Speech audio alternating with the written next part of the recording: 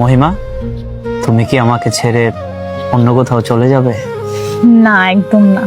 সত্যি বলতেছো? একদম সত্যি। আমার কেন জানি মনে হয় আমার থেকে তুমি অনেক দূরে হারিয়ে যাবে। এগুলো তো সবাই মনে করে বলো, তবে বাস্তবতা এক জিনিস, স্বপ্ন আরেক জিনিস। আমি তোমার পাশে আছি, সবসময় থাকবো।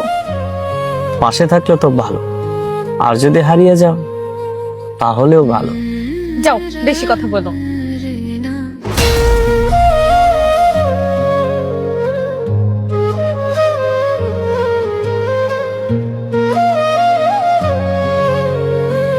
তুমি না বিদেশে চলে গেছিলা? হ্যাঁ, বিদেশে চলে গেছিলাম, এই এক সপ্তাহ হয়েছে আসছি। তুমি কি ওনাকে চিনো নাকি? চিনি বলতে আসলে আমাদের বাড়ির সাথে ওদের বাসা, তো সে আমার ভালো একটা ফ্রেন্ড,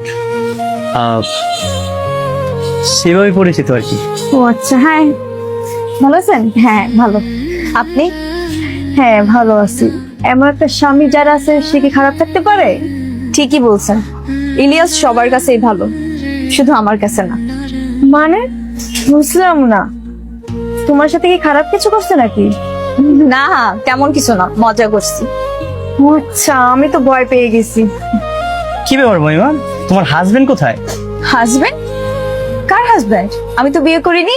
বিয়ে করেন নাই মানে? কেন বিয়ে করেন নাই? আসলে আপু, আমি এক পুরুষে আসক্ত। আমি একজনকে অসম্ভব ভালোবাসতাম, যে মানুষটাকে আমি এত ভালোবাসছি, যাকে নিয়ে আমি হাজারো স্বপ্ন দেখছি, সেই মানুষটা যদি আমার পাশে না থাকে, তাহলে আমি কাকে বিয়ে করব?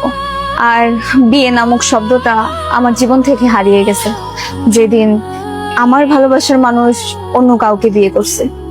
জানেন, এখনো পর্যন্ত রাতে ঘুমাইতে পারি না, বালিশটা ভিজে যায় আমার ভালোবাসার মানুষের কথা মনে করে। অথচ সে অনেক ভালো আছে তার বউকে নিয়ে। আর সবচেয়ে বড় কথা কি, ভালোবাসার নাম তো ভালো রাখা। আমার ভালোবাসার মানুষ অন্য কাউকে নিয়ে ভালো আছে, এটা দেখেই আমি ভালো আছি। আমি সবসময় দোয়া করি সে ভালো থাকুক, সুস্থ থাকুক। আর কিছুক্ষণ আগে আমার তার সাথে দেখা হয়েছে, সে তার বউকে নিয়ে অনেক ভালো আছে। আমার মনে হয় তার বউকে সে অনেক ভালোবাসে, আর সেও তার বউকে অনেক ভালোবাসে। দোয়া করি সে যেন তার বউকে সারা জীবন এভাবে আগলে ধরে রাখে, আমার মতো যেন না ছেড়ে যায়। ঠিক আছে, তাহলে অনেক কথা বলে ফেললাম, তোমার বউকে নিয়ে আমাদের বাড়িতে যাও। যায়েন ভাবি। আহ, মেয়েটাকে এত কষ্ট দিল। পুরুষ মানুষ এত খারাপ। ছি, কত সুন্দর একটা মেয়ে, এত সুন্দর মেয়েকে যে কষ্ট দিতে পারে, সে মানুষ না, সে অমানুষ। আচ্ছা ঠিক আছে, চলো আমরা যাই। চলো।